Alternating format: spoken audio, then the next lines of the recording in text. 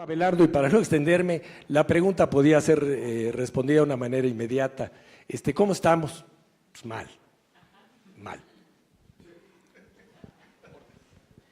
Muchas gracias, Gerardo. Muchas gracias por la invitación, Gastón, Alfonso, Abelardo. Respondiendo desde la parte que me corresponde a mí, que es lo que es la certidumbre jurídica en la tenencia de la tierra, nada más como referencia para que lo tengamos claro, el 65% del país es tierra social. Quitemos las ciudades de Guadalajara, Monterrey, Puebla, Ciudad de México, Cuernavaca. El resto de las fuera de las ciudades es tierra social, ejidos y comunidades. Y esto es muy importante, ahorita me vino a la mente la cantidad de mexicanos que señalaste, que somos 110 mexicanos aproximadamente. El 30% de los dueños de la tierra social, perdón, el 30% de la población de la tierra social son ejidatarios y comuneros.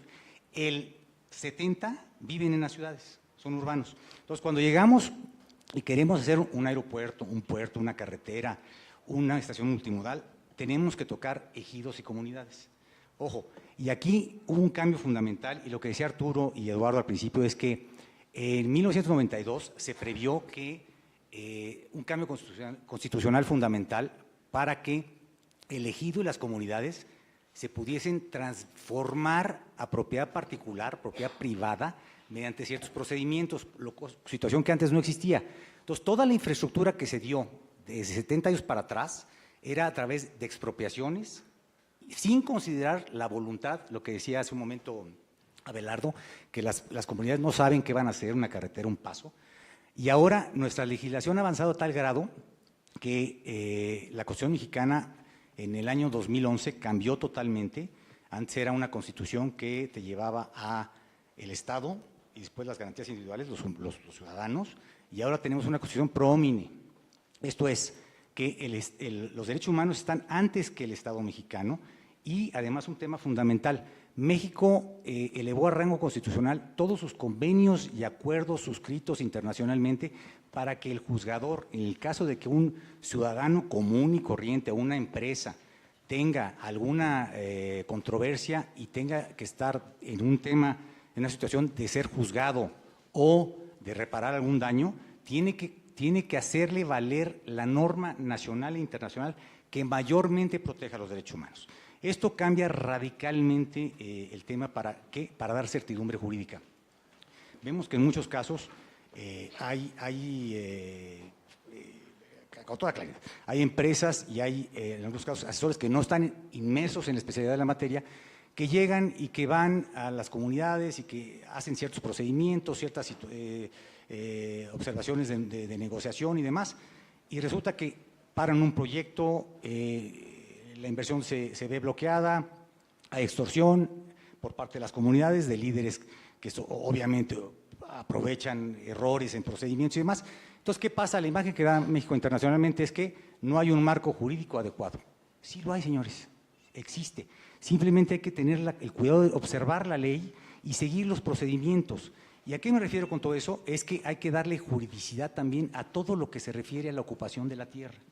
Cuando tú llegas con una comunidad y ves que hay ignorancia, inclusive el artículo 27 constitucional, cuando se modifica en el año 92, crea instituciones, y hago este paréntesis porque es muy importante, tribunales agrarios que regula el 65% de lo que son las relaciones de la tierra entre particulares y sujetos de derechos agrarios, ejidatarios y comuneros, el Registro Agrario Nacional, que da publicidad al acto jurídico de ¿qué? De una termoeléctrica, de una carretera, de una ocupación temporal para una mina, de un campo maduro en explotación petrolero, y además crea una figura de la Procuraduría Agraria. La Procuraduría Agraria es el defensor de los sujetos de derechos agrarios. ¿Y a qué me refiero con eso? Es que es el ombudsman de los sujetos de derechos agrarios, ejidatarios, comuneros, jornaleros, etcétera. ¿Qué pasa? Si la Procuraduría, por falta de capacidad técnica o profesional de saber qué es un proyecto, no explica a ese núcleo que va a llegar una carretera, todos los ejemplos que pusieron ustedes. El peor aliado tuyo va a ser la ignorancia de los dueños de la tierra.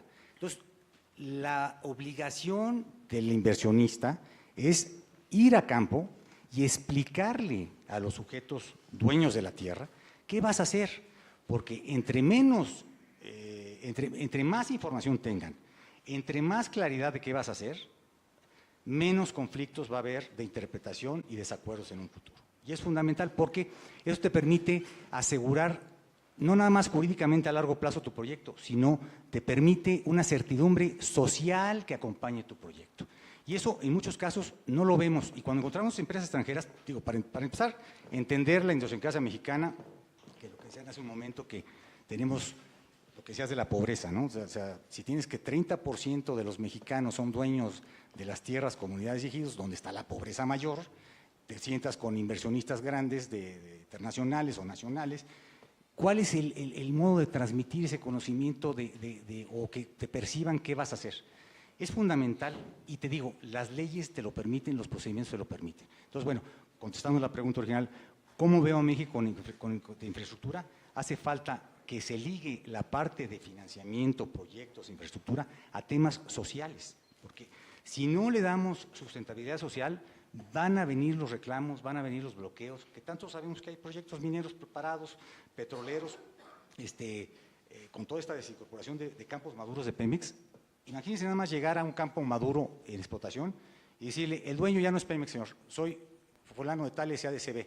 Oiga, pues Pemex me debe dinero por contaminación, me mató vacas. Entonces, y aparte teníamos un convenio, que el convenio era ilegal, y permítanme la expresión, porque antes de 1992 no se podía ocupar la tierra legalmente si no había expropiación. Con esto acabo por esta parte.